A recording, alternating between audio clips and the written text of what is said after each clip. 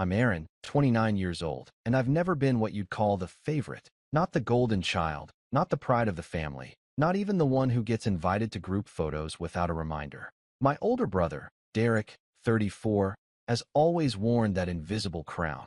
The successful one, the married one, the one who gave my parents grandkids, which apparently makes him the only person in our bloodline who counts anymore. I used to brush it off. I told myself I was just the quieter one, more independent, the black sheep, in the charming, misunderstood way. But it wasn't charming. And it stopped being tolerable the moment my parents made it clear, financially and emotionally, that I was just a bonus character in a story where Derek was the star. I didn't expect anything when my grandfather died. That man was a ghost for most of my life, some mysterious old figure who lived 3 states away and sent the same birthday card every year, a generic best wishes with a crisp $20 bill inside. But apparently, he had been paying attention. He'd seen what I didn't even know he was watching. The Christmases where I was handed socks while Derek's kids tore open drones and tablets. The Thanksgivings where I carved the turkey, cleaned the dishes, and still sat at the kids' table while Derek gave toasts about family values. The birthdays forgotten. The calls never returned. The years I spent building my own life from scratch, working 2 jobs in my early 20s, getting a degree online, skipping holidays because I couldn't afford the gas to drive home, while Derek got help in the form of loans that were never expected to be paid back. My grandfather noticed all of it, and in the end, he left me something I didn't even know existed, a sizable inheritance. The call came on a Tuesday. I was in the middle of making lunch. Nothing fancy, just eggs and toast, and my mom called out of the blue. "No, how are you?" No small talk. Just, "So your grandfather's attorney called. You're getting a pretty big check." I blinked. Literally didn't know how to respond. "Wait, what?" I said, half laughing. I thought she was joking. My mom doesn't joke. "He left you the house," she said, like it tasted sour in her mouth. "And the investment account. Derek's only getting the boat." That was it. That was the beginning. I could almost hear the storm clouds forming through the silence on the other end of the line. She didn't congratulate me. Didn't ask how I felt. Just this flat, cold pause. Then, "You know your brother could use that money more than you. He has kids, Aaron." It wasn't even subtle. That line haunted me for days. He has kids. As if that fact alone invalidated everything I'd done to get where I was. As if being single, child-free, and living in a modest 1-bedroom apartment disqualified me from receiving kindness or fairness. I didn't even know how much the inheritance was at that point. I hadn't called the attorney yet. But she had, clearly. And so had Derek. Because 2 days later, I got a text from him. No greeting. No preamble. "You know you owe this to me, right?" I stared at the screen. I must have reread it 20 times. Owe him? Owe him what? The money my grandfather left to me? I was still trying to wrap my head around the fact that I even had an inheritance at all, and now I was supposed to feel guilty about it? I didn't reply. Not because I didn't have anything to say, but because I didn't trust myself not to explode. I finally called the lawyer that Friday. His name was Thomas Gerber, and he sounded exactly like someone named Thomas Gerber would sound. Measured, polite, slightly tired of human interaction. He confirmed everything my mother had said. The house, fully paid off and located in a quiet suburb an hour outside the city, was mine, along with an investment account worth just under $320,000. Derek, on the other hand, got the family boat, which was apparently worth around $50,000. A generous gift, but not life-changing. Thomas explained it gently, like he expected me to react badly. But I was too stunned to be anything but quiet. I hadn't talked to my grandfather in almost 5 years, and yet he'd left me this. Not because I was the favorite, but because, as the letter he'd written made clear, he wanted to even the scales a bit. That letter was just 2 paragraphs long, but I reread it more times than I can count. He said he'd seen how I was treated, that he admired my independence, that he was proud of the man I'd become, even if no one else ever said it out loud. I cried. I don't cry often, but I cried sitting alone on my hand-me-down couch with a letter from a man I barely knew who somehow understood me better than my own parents. Of course, that little moment of peace didn't last. The next week, Derek called. Not texted, called. Which was unusual enough that I thought maybe something had happened. Maybe he wanted to bury the hatchet, talk like grown-ups, figure this out calmly. I was stupid to think that. "Hey," he said, in a voice that was already laced with condescension. I assume you've processed everything by now. I didn't know what he meant by processed, so I stayed quiet. He continued, Look, I'm not trying to be a jerk, all right? But come on, man. You don't need all that. You're single. No kids. No mortgage. I mean, what are you even going to do with it? I blinked again. These people really loved reminding me I had no children. I don't think that matters, I said. Grandpa left it to me. That's it. There was a pause. Then he laughed, this short, ugly sound that sounded more like a scoff. You know you're not being fair, right? I have 3 kids. Do you know how expensive it is to raise 3 kids? And the house. You don't even want a house. You're a city guy. I swear, I felt my hand grip the phone tighter. My jaw clenched so hard I thought my teeth would crack. I didn't ask for any of this, Derek, I said, trying to keep my voice even. It's not about what I want. It's about what Grandpa decided. He didn't like that. He hung up. Then came the messages. From Mom. From Dad. Even my aunt, who I hadn't heard from in years. All variations of the same theme. Be the bigger person. Help your brother. Family first. It's just money. He needs it more. You'll understand when you have your own family someday. It was like they'd all been handed a script. And the implication was clear. If I didn't roll over and hand Derek what he wanted, I was selfish. Immature. Cold. Ungrateful. Ungrateful. For what? It wasn't even about the money anymore. It was about control. About them realizing, maybe for the first time, that I had something they couldn't take or guilt me into giving away. A week later, I got an email from Thomas Gerber. Subject line, urgent, attempted contact regarding inheritance. Apparently, Derek had reached out directly to the law firm and asked if there was a legal pathway to reallocate the inheritance. He'd literally tried to contest the will. Not because there was any fraud, not because there was any technicality, but because he felt it was unfair. The attorney told him, politely but firmly, that the will was solid, that my grandfather had been of sound mind, that there were no grounds for a challenge. I expected that to be the end. It wasn't. That Sunday, I got a message from my mom. Transfer it to him, or don't bother coming home. No hello, no context, just that. I sat there with my phone in my hand, staring at those words. Transfer it to him, or don't bother coming home. I didn't cry that time. I smiled. And that was the moment I knew something had changed. That night, I didn't call anyone. I didn't argue. I didn't send a dramatic response. I booked a flight. I changed my passwords. I locked down my accounts. I updated the security system on the house, my house now. I sent a single email to Thomas, authorizing him to handle all future communication through him, and told him I wanted to discuss next steps for securing the property. Then I went to bed, phone on silent. When I woke up, 43 missed calls, 1 rage-fueled voicemail from my dad. And that was just the beginning. It started small, as these things always do. Little digs, passive-aggressive comments. I had foolishly assumed that going low contact after the transfer it to him message would buy me peace. Instead, it seemed to provoke something worse, like I had broken some unspoken rule of the family hierarchy, and now they were all lining up to put me back in my place. I didn't go home for Easter. Not a big deal, right? I'd never really been a fan of big family holidays anyway.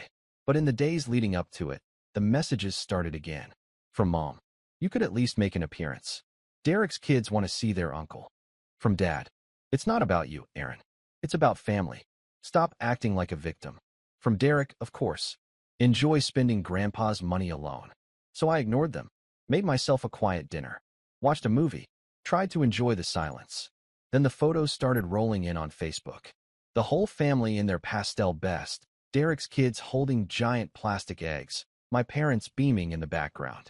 And then, because the universe couldn't resist a good jab, my mom posted a photo captioned, "So grateful for family. All of our blessings in one room." All. I didn't even like Facebook. I rarely checked it. But that night, I checked it 3 times. Not because I missed them, but because I needed the reminder. I needed to remember how quickly they erased me when I stopped serving their narrative. A week after Easter, I got an email from a real estate agent. It was about the house, my grandfather's house, asking if I was still planning to list it. I hadn't even contacted a realtor yet. Confused, I called the agency. The woman on the phone was chipper, polite, but clearly a little puzzled. "Oh, I spoke to a Mr. Derek last week. He said he was representing you as family and wanted to get the ball rolling." I almost dropped the phone. I clarified that no, I had not authorized anyone to represent me or sell the house. She apologized profusely and said she'd make a note on the file, but the damage was done. He had tried to sell my house. My house. And not quietly, either. According to the agent, he'd already taken photos. Interior photos. That was the part that made my blood run cold. Because I hadn't given him a key. So how the hell did he get in? I drove out to the property the next day. It was a quiet Wednesday morning, and I made the hour-long trip with a pit in my stomach. The neighborhood was peaceful as ever, well-manicured lawns, retirees walking small dogs, mailboxes with flags politely raised. But when I pulled into the driveway, I immediately saw it. The lockbox. A chunky black realtor lockbox hanging from the doorknob. He'd changed the damn locks. I stood there for a full minute, just staring. My own house. My inheritance. The only thing that had ever been mine. And he had waltzed in and claimed it like it was nothing. Rage doesn't come in a flash, like movies show. Not always. Sometimes it comes in waves. Slow, creeping, unrelenting. I didn't scream. I didn't punch anything. I just pulled out my phone and took pictures. Of the lockbox. The exterior. The mailbox with my name on it. I walked the perimeter and filmed a slow video. Then I drove straight to the police station. It was the first time I said it out loud, to someone official. I think my brother broke into my house. The officer was surprisingly sympathetic. He took the report, asked if I had proof of ownership. I did, and told me to follow up with a locksmith and a lawyer. That evening, I had the locks changed again. This time, with a security system installed. Cameras. Motion alerts. A smart doorbell. I didn't tell anyone. I didn't want them to know what I was planning. I just wanted to watch. Sure enough, 3 nights later, the motion sensor went off. I was at my apartment, but my phone lit up with the alert. Front door. Activity detected. I opened the app and there he was, Derek, standing on the porch in a hoodie, fumbling with the lockbox that was no longer there. He looked confused. Angry. He rattled the doorknob. And then he looked straight into the camera. He saw the light. Realized what it was. He didn't say anything, but I could see it in his face. He knew. I never called him. Never mentioned it. But the silence that followed was thick with something unspoken. A week later, I got a certified letter in the mail. My parents had hired a lawyer. The letter was a request, polite, legally worded, but clear. They wanted me to consider relinquishing partial rights to the estate in favor of Derek. It framed it as a gesture of goodwill. Said it was in the interest of family harmony. My father had signed it. Not my mother. Not Derek. My father. The same man who once told me, "You've got to earn your way in this world, Aaron." Now he wanted me to give away what I'd earned through grief. Through estrangement. Through silent, painful years of being the one no one fought for. I didn't respond. Instead, I went back to the house. Sat in my grandfather's old recliner. The one they hadn't gotten around to selling or donating yet. I sat there and just existed. Looked around at the dusty shelves, the old lamp with the crooked shade, the faint smell of leather and time. That's when I saw the photo.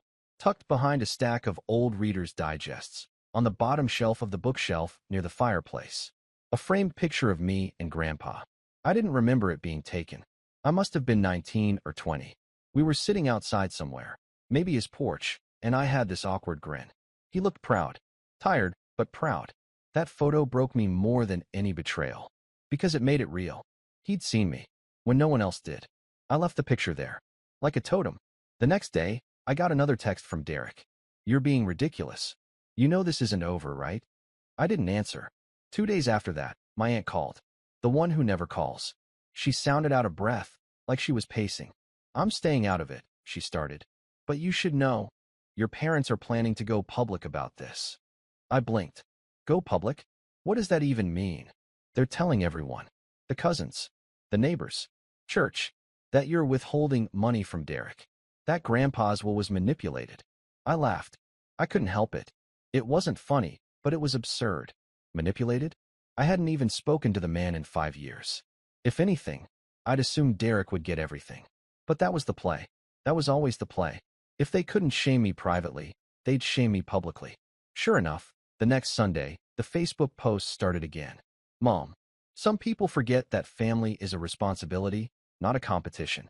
Dad, sad to see what greed does to a man. Derek's wife, Megan, "My babies don't deserve this.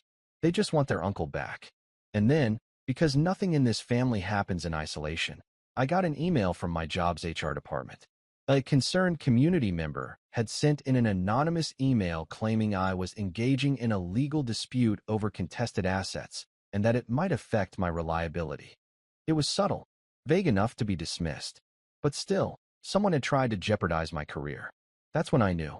This wasn't about the inheritance. It wasn't even about the house. It was about power and punishment. They couldn't believe I'd stood up for myself, that I had something they couldn't touch. So now they were going to burn the earth around me until I crawled back. But I wasn't crawling back. I was done crawling. I didn't react the way they expected.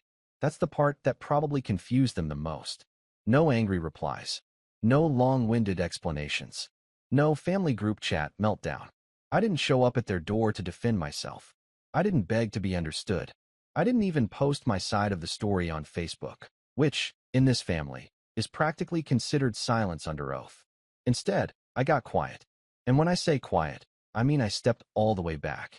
From everyone. My phone went on silent permanently. I stopped checking notifications. I deleted Facebook entirely. I even changed my number, not out of spite, but out of necessity. Because every time I saw my dad's name pop up or Derek's text light up my screen, my chest tightened like I'd swallowed a fist. And I couldn't keep living like that. But let me be clear, I didn't do it because I was strong. I did it because I was tired. There's this moment when you hit a kind of emotional rock bottom. Not the loud kind, not the crying on the floor kind, but the still kind. Like sitting at the bottom of a drained swimming pool, looking up at the world above you and realizing no one's coming down to get you. That was me.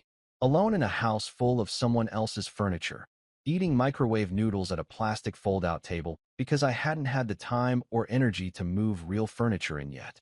That house, my inheritance, felt less like a gift and more like a battlefield.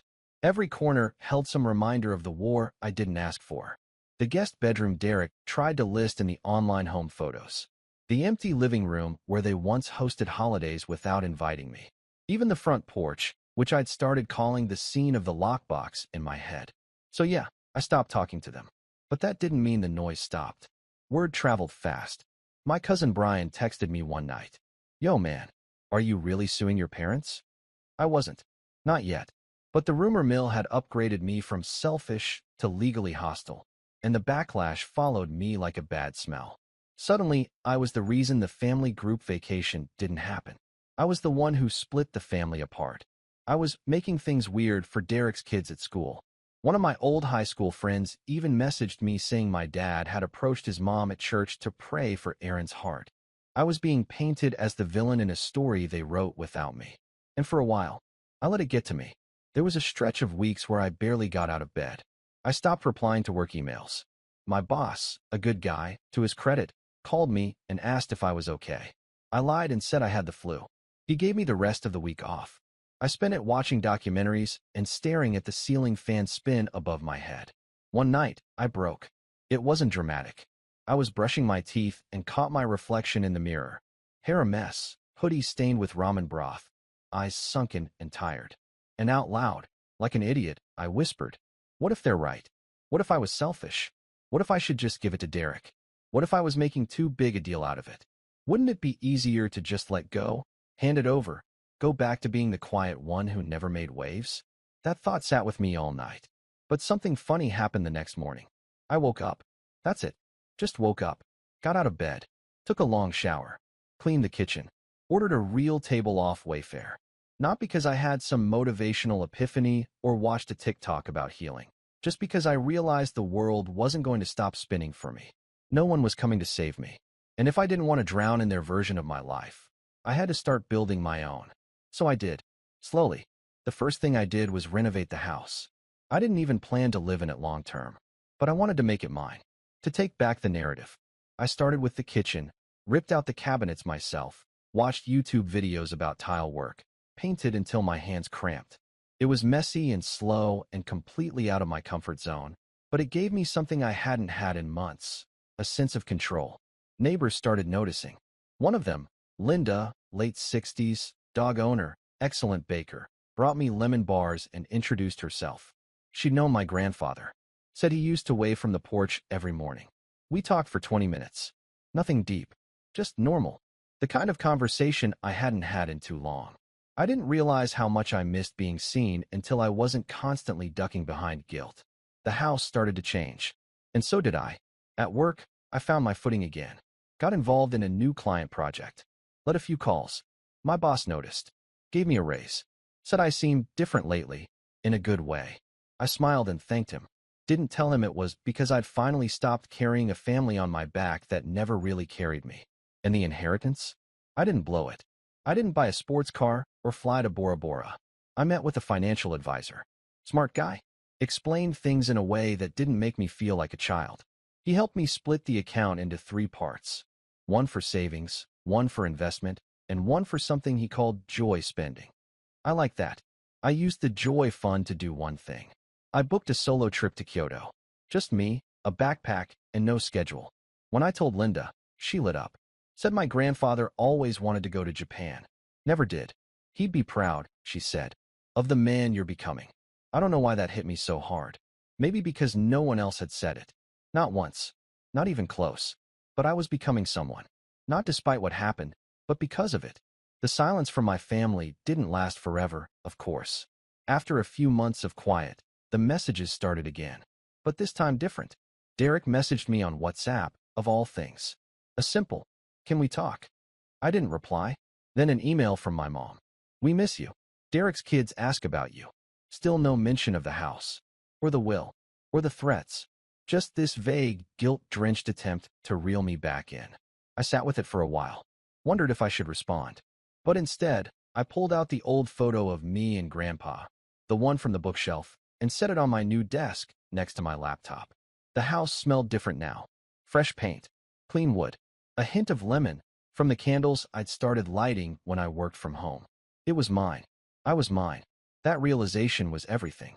Because for the first time in my life, I didn't feel like I had to prove anything to them. Not my worth. Not my success. Not my right to exist. I didn't reply to the message. But I didn't hate them, either. I just didn't belong to them anymore. And that, more than anything, was the beginning of the rise. It's strange how quiet clarity can be. Not the kind you get in a movie. No orchestral swell, no slow-motion walk into the sunset. Just small, deliberate steps that start adding up to something louder than words. You stop asking permission. You stop hoping they'll change. You stop explaining your side to people who've already chosen not to hear it. You start thinking like someone who finally knows what they're worth. And that's exactly where I was. A year had passed since the will was read. In that time, I'd transformed the house from a battlefield into a home, my home. The kitchen sparkled with Subway tile I laid myself. The study smelled like books and coffee instead of dust and bitterness. The guest room had become a sanctuary of plants and sunlight. I even named it Room B, after my grandfather, Benjamin. I didn't tell anyone that. It was my quiet tribute. Financially, I was stable. Better than stable, actually. My job had promoted me. Twice. My savings were healthy. My investments were growing. My mental space? Clearer than it had ever been. And yet, I couldn't let it go. Not the house. Not the money. The betrayal. I could forgive people who made mistakes. But what they did wasn't a mistake. They calculated it. They tried to take something that wasn't theirs, not because they needed it, but because they believed it should be theirs. Because Derek had kids. Because I was just Aaron. Because, in their eyes, I didn't count unless I was giving something up. And the worst part? They still thought they got away with it. Just because I'd gone quiet. They didn't know silence wasn't surrender. Silence was strategy. It started when I found the group photo. It was an old picture from 2 years before Grandpa passed. Thanksgiving. Everyone crammed into the backyard, pretending they weren't secretly irritated at each other. My parents in the center. Derek, arms around his wife and kids. My aunt and uncle on the left. And there I was, all the way on the far edge, barely visible behind a tree branch. I hadn't seen it in years. But something about it clicked now. Because I remembered taking that photo. Literally.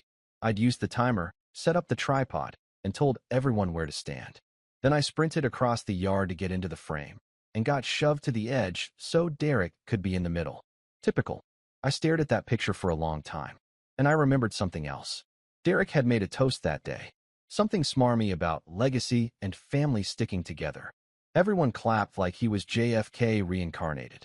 I remembered the way he looked at me from across the table, already dismissing me. already planning to inherit the world by default. And it hit me. They believed legacy belonged to him. But I owned it now, and I knew just how to remind them. Step one was the house. I didn't want to just live in it. I wanted to turn it into something visible, something that shouted from the rooftop, "This was never yours." So I hired an architect. Not just any architect, a former classmate of mine named Theo who'd started a design firm in the city. We weren't close in college, but we bumped into each other at a seminar last spring and exchanged info.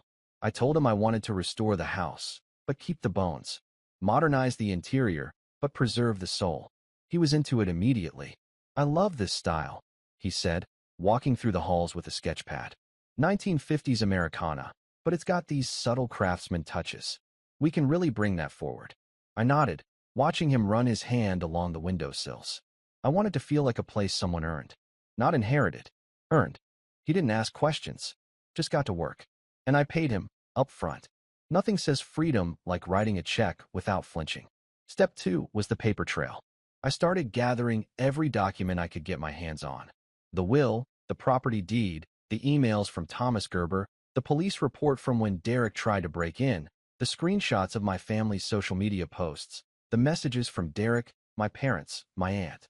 I organized them into a digital folder with tabs labeled legal, emotional abuse, property dispute, public slander, online harassment.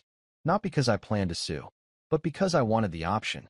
Because power isn't just about money or revenge. It's about leverage. And when you've spent your whole life being the one they thought would never fight back, nothing terrifies them more than realizing you've been documenting everything. Step 3, I started asking questions. Not to my family, to their circle. It began with Linda, my neighbor. She and my grandfather used to talk on the porch a lot. She remembered things. "Did you know Derek tried to sell this house?" I asked her casually one afternoon as we drank iced tea in her backyard. Her eyes went wide. "He what?" "Yeah," I said. "Had a realtor here and everything. Before the will was even fully executed." She blinked. "Your grandfather would have, well, he'd be livid." "He kind of was," I said, smiling faintly. Posthumously. We laughed, but the gears in my head were turning. I started reaching out to people who'd known my grandfather. His church friends. His old fishing buddy. The guy at the hardware store who sold him birdseed every spring. They all remembered me. Some vaguely.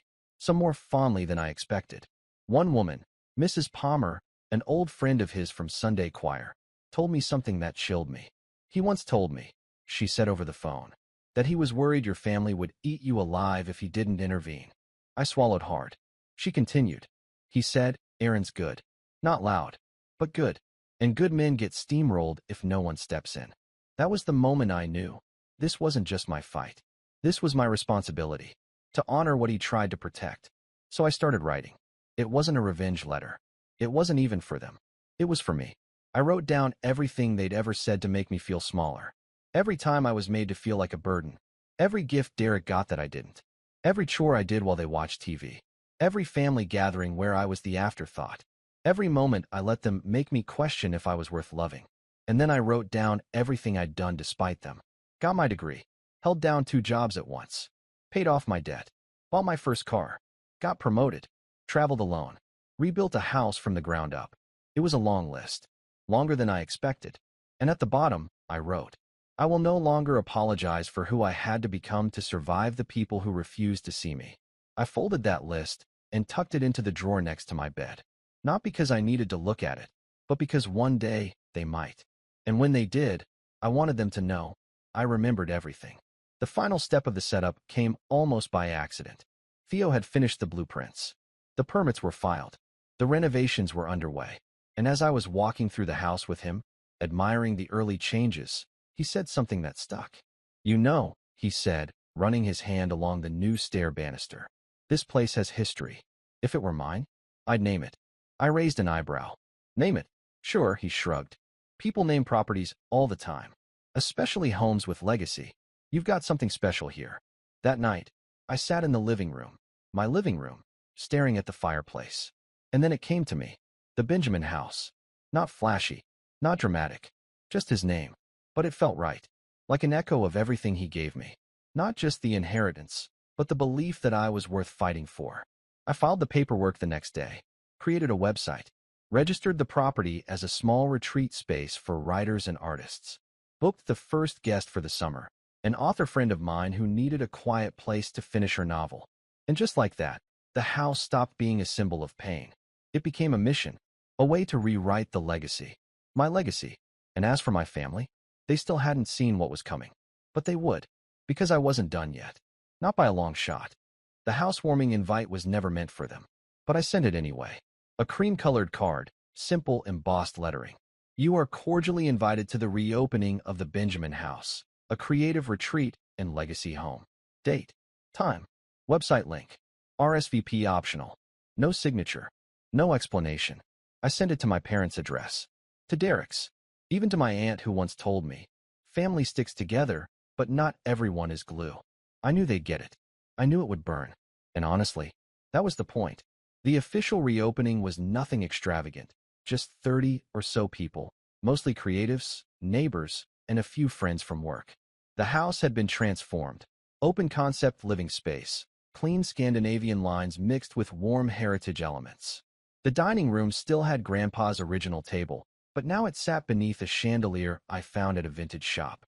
The back porch was rebuilt entirely, facing the woods with a wraparound railing and hanging string lights. It wasn't a palace. It was dignity.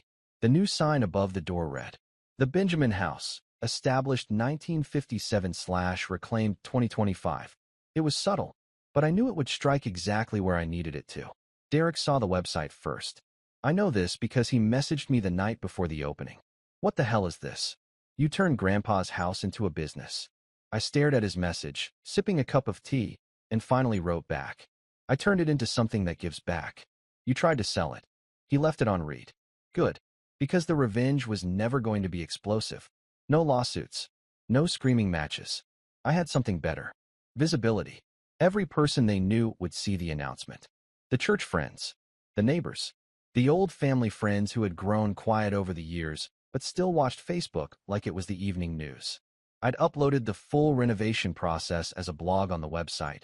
Pictures, updates, even a short video walkthrough narrated by Theo. In the opening credits, I had included a dedication. For Benjamin Moore, who saw value where others only saw silence. It wasn't petty. It wasn't even aimed at them. But they took it that way. A few days after the launch, Mom finally called. I didn't answer. She left a voicemail. Her voice was tight, controlled, like she was trying not to let anything spill over. Your father and I feel very disappointed by how you've handled this. There were ways to include the family, but you've made this whole thing about yourself. It's sad, Aaron. Really sad. I saved the voicemail. Listened to it once. Then never again. Because I already knew how they operated. Any power I claimed was selfish. Any boundary I set was betrayal. Any success I built outside their system was a threat. But this time, they had no control. And that, more than anything, was the revenge. Not the money. Not the property. Not even the website or the retreat guests or the full booking calendar. The real revenge was this. They didn't matter anymore. And when people no longer have the power to hurt you, but know that they once did, that's the kind of silence that drives them mad. But I wasn't done. There was one more thing. I hired a videographer, a local filmmaker I met at a community arts event. I told her I wanted to create a short documentary, nothing huge, just a 10-minute piece for the website and YouTube channel. She asked what it was about. I told her the truth. It's about legacy, about reclaiming it, about what happens when someone quietly invests in the black sheep of the family, and how that changes everything. She loved it. We filmed over the course of a week. She captured the renovations, the letters my grandfather wrote, the old family photos I found in storage, the stories from Linda and Mrs. Palmer. I narrated most of it. My voice shook during some parts, but I didn't edit those out. The final video was titled, "The House He Gave Me, A Quiet Inheritance." I uploaded it. Within 2 weeks, it hit 20,000 views. I didn't expect that. People started reaching out. Strangers, saying how much it resonated, how they had similar families, how they were the invisible ones too. One guy said he cried watching it. A woman emailed me saying it inspired her to go back to school at 42. Another wanted to visit the house, said she hadn't written poetry in a decade, but watching that video made her pick up a pen again. I kept every message, not because I needed validation, but because they were proof that I wasn't alone. Then came the fallout. It started when my dad's coworker apparently saw the video. I found out through my cousin, who texted, "Uncle Frank is losing it. Says someone at his office shared your video during lunch. He's mad you're airing private family history online." That made me smile, because that was the fear, wasn't it? Not that I was lying, but that I was telling the truth, and that people believed me. My aunt unfriended me on every platform. My mother posted a long-winded status about narcissists who rewrite history. My brother? Radio silence. Until one night, I got a letter. A real letter. Handwritten. From Derek. It was 2 pages long. The first half was anger disguised as diplomacy. He said I misrepresented him. That he never meant to take anything from me. That he was just trying to protect the family legacy. And then, near the end, the tone changed. It got quiet. He wrote, "I don't know why Grandpa chose you. I don't think I'll ever understand it. But it's clear now that he saw something in you the rest of us didn't. Maybe we were too busy looking in mirrors." That line stuck with me. It was the closest thing to an apology I would ever get. But I didn't write back. I didn't need to. Because forgiveness is not the same as access. They could heal on their own time. But they wouldn't do it in my house. The Benjamin House opened officially for its first full retreat in May. For writers, 2 painters, and 1 digital artist stayed for 10 days. I cooked for them on weekends. We had porch talks, lit bonfires, shared stories about healing, creation, and what it means to start over. One night, a writer from Vermont told me, "This place feels like it was built by someone who knows what it's like to not be heard." I smiled. "I do." She nodded. "Well, you're heard now." And I was. By people who mattered. By people who saw me, not as a wallet, not as a scapegoat, not as a failure, but as someone who rebuilt a broken legacy into something worth passing on. That fall, I planted a tree in the backyard. A sugar maple. Grandpa loved those. I stood there after the digging was done, hands muddy, sun setting. And I said, out loud, for the first time, "Thank you for choosing me." The wind rustled the branches. And I swear, for a second, it felt like an answer. Because in the end, this wasn't about revenge anymore. It was about restoration. About becoming the man they tried to erase, and doing it without asking for permission. I never told my family the full truth about what I was building, but I think they figured it out eventually. Because legacy isn't what you inherit. It's what you do with it. And I had finally done something that no one in my family had the courage to do. I chose to begin again. Quietly. Steadily. Permanently. And I never looked back.